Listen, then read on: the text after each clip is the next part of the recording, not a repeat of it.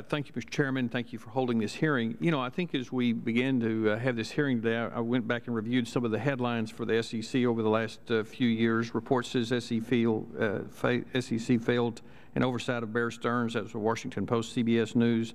Court documents show how SEC failed to nab Madoff in 2006. Washington Post, Madoff again. CNBC, SEC ignores complaints about Stanford. ABC News, how big is the SEC's porn problem? New York Times, hurt by disarray in the books, SEC is.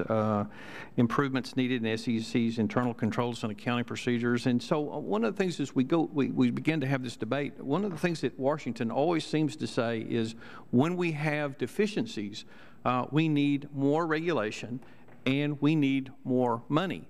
But really, when you go back and look at a lot of the failures through the regulatory standpoint of the past crisis that we went through, a lot of those existing laws were on the books that would have prevented a lot of those events from happening.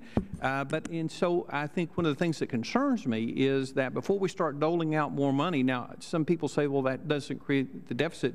It's a tax on the economy when you increase fees. But, you know, before we go down that road, we need to make sure that we have regulators that are capable and structured to do their job before we expand that. And so I think we have to be very careful here of rewarding bad behavior with more money and more regulations. So I look forward to hearing from the witnesses today. Thank you. Mr. Perlmutter for 1 minute.